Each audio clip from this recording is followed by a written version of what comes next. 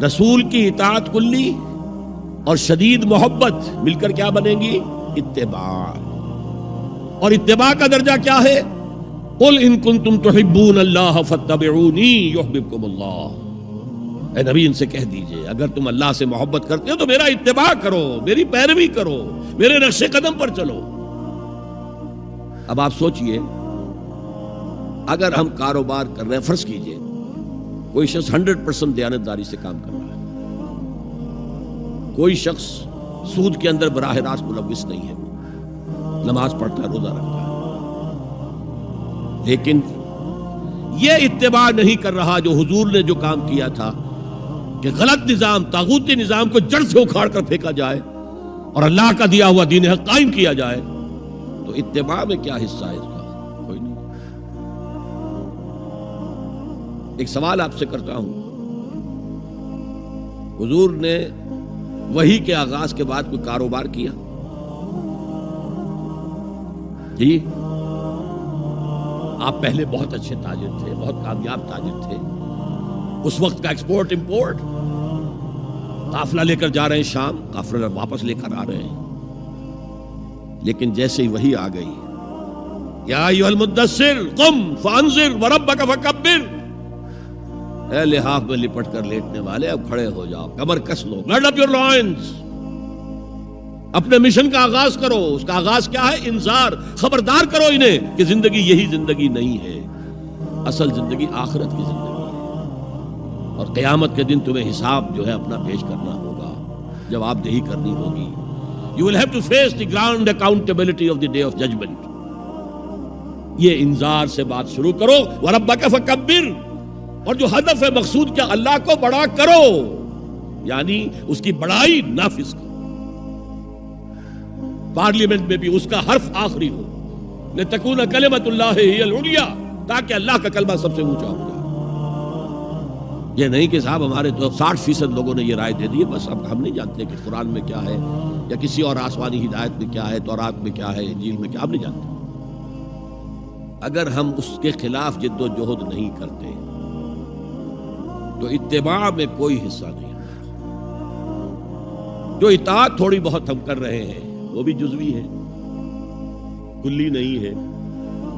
اسی لیے دنیا کی رسوائی وہ تو ہمارے ماتھے پر لکھی ہوئی، ضربت علیہم الذلۃ والمسکنۃ وباؤوا بغضب من اللہ. آج ہمارا حال یہ ہے. تو اتباع رسول، محبت رسول کا تقاضا وہی جد و جہد کرو، وہی جد و جہد کرو. اسی کا نام جہاد فی سبیل اللہ ہے. بدقسمتی سے خود ہم نے غلط انٹرپریٹیشن جہاد کی ہے، جس کی وجہ سے دشمنوں کو موقع ملا. جہاد کے معنی جنگ، حالانکہ جہاد کے معنی تو جنگ نہیں ہے. جہاد جد و جہد کا نام ہے، کوشش. جہد کے مقابلے میں آئے گی تو وہ جہاد ہے.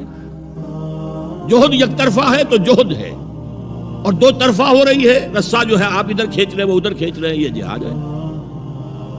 آپ توحید کا پرچم اٹھائے ہوئے ہیں، توحید پھیلا رہے ہیں، وہ شرک پھیلا رہے ہیں، یہ جہاد ہے. کوئی مغربی ڈیموکریسی چاہتا ہے، کوئی سوشلسٹ ڈیموکریسی چاہتا ہے، ان کے درمیان رسہ کشی ہوگی کہ نہیں ہوگی؟ یہ جہاد ہے. قتال تو جہاد کی 9 منزلہ عمارت میں جا کے 9ویں منزل پر قتال فی سبیل اللہ، اور یہ دونوں قرآن کی اصطلاحات ہیں. ہم نے جہاد کو بھی جنگ بنا دیا، تو پھر تو اب ہر شخص کو قرآن میں جنگ ہی جنگ نظر آئے گی. جہاں جہاد کا لفظ آیا جنگ، جہاں جہاد کا لفظ آیا جنگ. اسی سے تو ان کو موقع مل گیا. اے نبی آپ ان کافروں کی باتیں نہ سنیں، نہ ان کے باتوں میں آئیں، چاہے وہ صاف انکار کر رہے ہیں اور چاہے وہ کوئی مصالحت چاہتے ہیں کہ محمد کچھ نرمی دکھاؤ، کچھ ہماری مانو، کچھ اپنی منوا لو. یہ تم نے جو کل پیدا کر دی ہے، گھر گھر لڑائی ہو رہی ہے، اولاد ماں باپ سے جدا ہو گئی، بہن بھائی سے جدا ہو گیا، شوہر بیوی سے جدا، بیوی شوہر سے جدا. جو کہتے ہیں کہ a house divided amongst itself cannot stand. ہمارا تو تم نے قبائلی جو ہمارا روب تھا وہ ختم کر دیا دنیا میں. لہذا ایسا کرو، کچھ مصالحت کرو، کچھ اپنی منوا لو، کچھ ہماری مانو. قرآن نے کہا وَدُّوا لَوْ تُدْهِنُ فَيُدْهِنُونَ فَلَا تُطِعِ الْمُكَذِّبِينَ. ان کی بات نہ سنیے. تو جہاد تھا جو ہو رہا تھا، جس کے لیے میں نے رات تقریر کی ہے، جہاد بالقرآن. فَلَا تُطِعِ الْكَافِرِينَ وَجَاهِدْهُمْ بِهِ جِهَادًا كَبِيرًا. یہ سورہ الفرقان کی آیت ہے نمبر 52. اور شروع کیسے ہوتی ہے سورہ الفرقان؟ तबारकल्लज़ी नज़्ज़ल अल-फ़ुरक़ान अला अब्दिही लियकून लिलआलमीन नज़ीरा।